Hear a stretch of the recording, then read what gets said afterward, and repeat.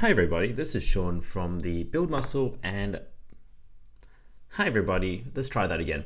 This is Sean from the Build Muscle and Burn Fat podcast, and I want to welcome you guys back for another episode.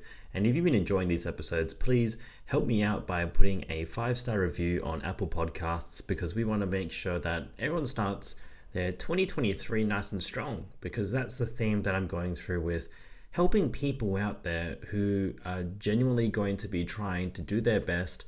And to be honest, I really focus these first few episodes of 2023 to help the typical person who's trying to lose body fat, trying to get leaner, trying to get healthier, and honestly make better decisions for their life. And I really commend you for doing this, and this is the only reason why I'm doing it. So all I ask for a return for absolutely nothing, I guess I want to give you the best information possible, is just a 5-star review.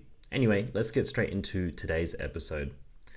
So for those of you who don't know me, I've been a personal trainer for 12 years, and the biggest thing that we always try and teach people is nutrition. And this is no doubt the hardest thing that most people do, or struggle with, should I say, because I will get people from all different parts of spectrums, from not knowing exactly what to eat to even just going to the extreme routes of cutting everything out, including entire food groups.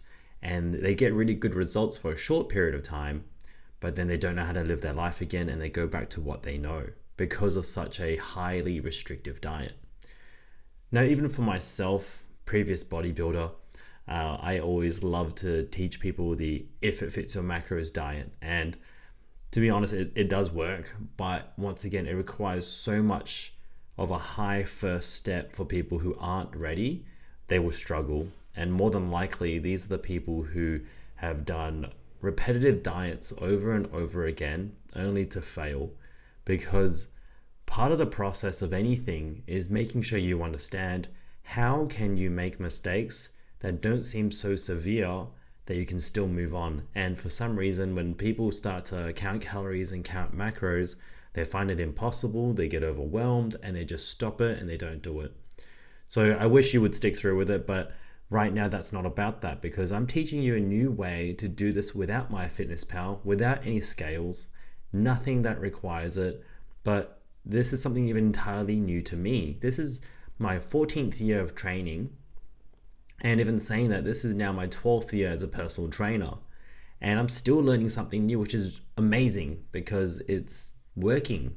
It's actually working really, really well for myself, for my clients that I have as well. And I'm going to be trying to take this a little bit further. But I'm going to go through the pros and cons of it, of course, but I'm going to teach you what it is exactly. Because like everything, there's always a pro, there's always a con, and there's also something in between where it needs to be a little bit better if we can. And that's where I'm going to try and, first of all, figure it out on my own and on myself so that I can teach people. But for the most part, people who are just trying to get that healthier step, that first step, this is an amazing tip that can help you. So, like I said, I'm going to teach you everything that I can about this, because I want you to walk away from these episodes with a knowledge base of what you need to do and exactly what you need to do. So first of all, if you don't know, and you can skip this part if you really need to, but foods are grouped into 4 areas. They're either going to be your proteins, your carbs, your fats, and the fourth one, I'm going to break it down into leafy greens, essentially. Now let's go through that in depth. Proteins are going to be things such as your beans, your lentils, which also fit under vegetables, might I add, but also your lean meats. So that's your fish, that's going to be your prawns, that's going to be your chicken breasts, chicken thighs, turkey, venison, beef, anything that you can think of that is a lean protein. Now these are obviously essential for you because it keeps you fuller for longer, has amino acid profiles that help you recover from training as well, but it's also great for yourself so that you can keep fuller for longer in the long term when you're dieting down or building muscle as well. You need protein to help you out with that to recover. The next group of things is we've got carbohydrates. And you'll find a theme of things when I'm listing it. We're really talking about wholesome based foods, none of this processed stuff.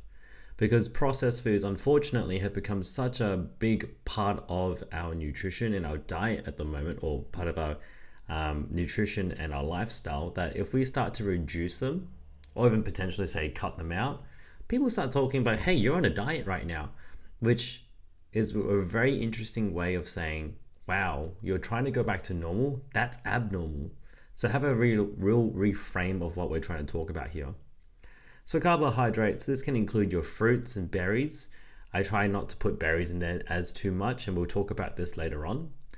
But this also includes your wholesome base carbohydrates from pasta, rice, spaghetti, potatoes, and the list goes on as well. These carbohydrates are going to be really essential for people out there who need energy. And to be honest, everyone needs some sort of energy to help them get through their day, get through their training, recover, or even saying that process information as well. So carbohydrates, that's your list right there. Fats are going to be added fats because proteins will more than likely have fats. But when we're talking about added fats, we're talking about avocados, we're talking about nuts, oils, nut butters as well. These are going to be great for brain function, taste, as well as overall hormone balance as well. So you're probably thinking, Sean, why are you talking about this? Oh wait, I actually forgot about vegetables, might add. Vegetables are going to be most likely going to be your less than starchy. So your starchy ones are like your potatoes, but we're talking about leafy greens, even to a certain extent pumpkins as well, peas, corn. Now these ones here are going to be essential for vitamins, minerals, as well as fiber. So I gave you a really brief outline about protein, carbs, and fats. Now you're probably thinking, Sean, you said this is all about MyFitnessPal, so what has this got to do with anything? So with MyFitnessPal, if anyone has ever used it, when you use MyFitnessPal, you have to enter in your food. And when you're entering in your food, you put in the ingredients. Now, if you're using it correctly, you put the ingredients of what you made into it. And that can be quite tedious for people out there because, you're trying to get things done. You're trying to put in one thing at a time, and before you know it, it's 20 minutes before you've done it if you've become inefficient. For people who are efficient, should I say, this could take about 5 minutes or less, especially if you're a regular eater. Now, this is why this little technique I'm about to teach you has actually been really useful. We actually don't need MyFitnessPal for this anymore. At most, you probably need notes on your phone, or you just need to make sure you count through them before you eat that day. So if you're meal planning, this is going to be really, really good for you as well. And what we're going to do is we're going to start using our protein, carbs, fats, and vegetables, counting with only hand measurements instead. I know, it sounds crazy, right?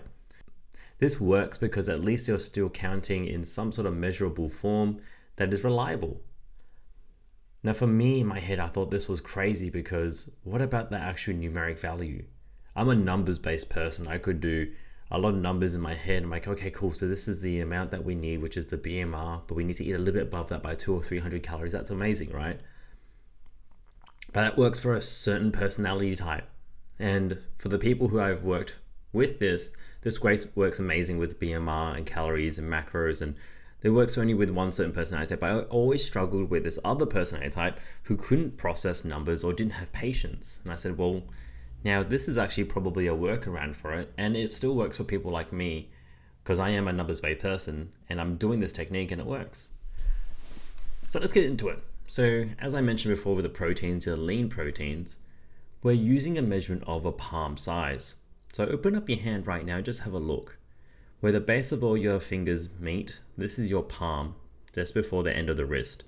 This is palm size measurement is a great relation because each person has a different size palm, but its relation size to your stomach works really well. Now for a majority, I was thinking in my head, well, that's going to be for my hand anyway, roughly around 80 grams of protein. We're talking about palm size as well as palm thickness. And for most lean proteins, this is going to be roughly around 20 to 30 grams of protein. So if I was saying to say this to a person, hey, look, I need you to hit 180 grams of protein, that can sound quite overwhelming. But if I said, hey, look, I need you to eat 5 palm-sized protein servings per day, it doesn't seem so overwhelming. Now, downfalls to this part right here, especially when it comes to protein. And the biggest thing is, what about things like protein powders and protein bars? This is where I've been telling people you may need to understand the food label, because the whole concept of this palm-sized protein is making sure that you are getting roughly around the same size of yield of protein, which is 20 to 30 grams. So if your protein bar has 5 grams, probably not worth counting. But if your protein bar has 25 to 30 grams, that's going to be the reliable amount that you can use for palm size protein counting. But the next downfall, which we're going to talk about now, is the yield of proteins as well, because certain proteins will have certain amounts of protein to carb fat ratios. Sorry, let me repeat that. Certain amounts of proteins will have different protein to fat ratios. And this includes things like bacon. Oh, I love bacon. But pork and bacon and lamb tend to have a 1-to-1 ratio for proteins and fats, or then potentially a 1 protein to 2 fats. For every 1 gram of protein, there's 2 fats. And that's not going to be as beneficial when you're having foods such as maybe potentially beef and chicken, where it's going to be 1 protein to less than 1 ratio of fat. That's right, 1 gram of protein could potentially be 0.5 grams of fat. This is where it's quite important to still have that basis of knowing calories and macros for each type of protein that you're eating. But this has still been working really well for me. And I've been doing this for about 2 months now, where I've just been counting palm-sized protein servings, and my weight has not been as much fluctuated during the December and January periods, which is pretty cool. Now, carbohydrates, and I'm going to go through the baselines of this in the further part of the episode. For carbohydrates, we're using the same thing, but we're using fist-size measurements. And I find this quite useful because, hey, look, if I told someone, hey, you need to eat 6 to 10 fist-size measurements of carbohydrates, it becomes a little bit easier. Now, of course, you don't go using like fist-size measurements of sugar. That's where you still need to make sure you have a food list of foods that you should be eating 80% to 90% of your nutritional diet. And these are going to be your wholesome-based foods, as we touched on earlier today. Next part we're going to use is fats, because now we're starting to get into the swing of things, so to speak, or you're starting to understand the pattern here. But with fats, instead of using palms and fists, we're actually going to close our hand and bring out our thumb. And we're going to use our thumb size measurements for fats. This is a really good tool, and it sounds a little bit silly as I look at my thumb as I record this podcast. It's a really small measurement, but that's how much we're supposed to have. So a thumb size of butter, a thumb size of said creamy sauce if you're having any foods with that, a thumb size worth of nuts if you're eating them, and potentially that'd be probably 4 or 5 almonds if I'm looking at my little tiny thumb. But the reason why is because they are so much more calorie dense compared to proteins and carbs. So as you can realize, the foods that we want to eat more of are going to be hands open, palm sizes. So foods we want to eat a little bit less than carbohydrates and fats as well. And then we give you goals accordingly. Now the last one that we have is vegetables. I feel like this one here should have been palm size, but it's actually fist size. Doesn't really matter. Vegetables, we're looking at a fist size. So just grabbing a fist size or so and pop it into your plate is how you would do it. Now I'm going to give you some potential rules that you can use. This is my own developed rules, might I add as well, without having to work with a consultant. I'm still trying to develop it here and there. But I've given people a certain amount of height ranges for protein, carbs, and fats. Mostly for proteins, because I feel like that's the most important one and easiest one to work with. But basically I have to try and actually remember this off the top of my head. I didn't prepare ahead. Actually, you know what? Pause. So I kind of developed a bit of a system for myself to help people, and this is without consultation, because as we get into the nitty-gritty, things may change more accordingly. But this is something that I created on my own, so hopefully it's still working. I'm still testing this, so if you're still using it, or if you are going to start using it, just know it's not perfect just yet. You have been warned. But for up to 120 centimeters in terms of height for a person, we're looking at 3 to 4 palm-sized portions of protein per day. For 120 to 150 centimeters in height, we're looking at 4 to 5 portions of protein per day. 151 to 180 centimeters, that's 5 to 6 portions of protein per day. And then 181 to 210 centimeters or taller, you're looking at 6 to 7 portions of protein per day. Now in my head, I had to calculate this because for every palm size of protein, we're looking at 20 to 30 grams. And this has actually becomes one of the downfalls which I want to talk about right now. Although this is a system that can work for a lot of people, it has its benefits and it has its cons. And I've mentioned a few of these before. One of the definite benefits is that you don't have to bring out the scales. And I used to bring my scales out to public while eating and measuring things before I would actually eat, and people would look at me pretty strangely. Now, luckily for me, I was doing this in a group of friends, 20 to 24. All of us were in that bodybuilding stage and counting macros. We're like, cool, this is easy because we don't feel so strange with the people that we are surrounding with. Another benefit to this is that there's no app tracking. You don't have to be typing each little ingredient into MyFitnessPal. There's no fidgeting with this. You can actually cook your food, lay it out on your bench as you prep your food, and you just grab foods if you want to with your hands, or measure it according to your eyes and eyeballing it.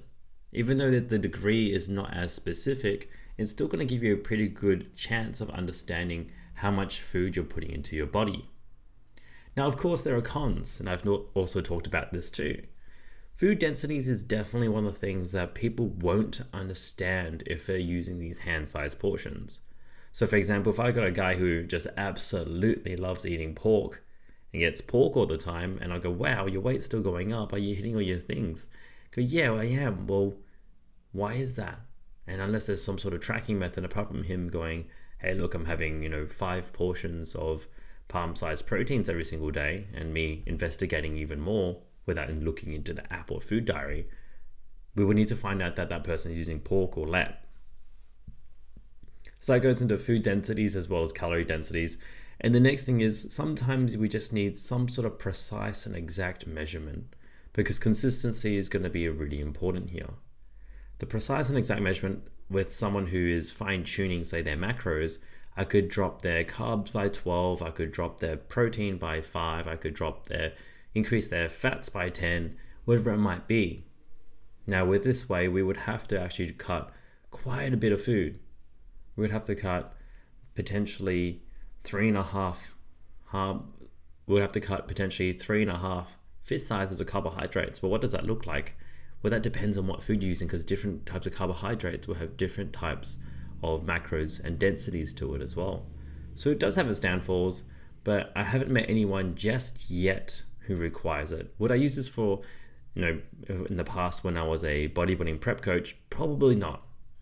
But for anyone out there who's just trying to get healthier, move a little bit easier, have their clothes fit a little bit better, have their belt not so much tied around their waist and suffocating them when they've gone out in public for a special occasion, this is definitely going to help them. So I don't know if that helped you. I really hope it did, because it's starting to help me and a lot of my clients moving forward. And I'm actually starting to get inquiries about nutrition-only coaching. Anyway, not much detail about that, because at this point in time, my applications are a bit full. But in the future, this could be something that could help a lot of people. And I'm excited to be able to first experiment in finer detail with myself before I'm confident enough to bring it out. So if you aren't already, just give me a follow on Instagram. That's Sean.momentum, SEAN.momentum. I may potentially be putting a beta testing for a whole bunch of people who are interested in doing nutritional coaching with me, practicing this method right here. It'd be amazing to be able to get to know some of you listeners out there. But that's all I've got for you guys right now. Thank you, everyone, and I hope you enjoyed this episode as much as I did talking about it. And have a great day, and hope you are having a great year as well.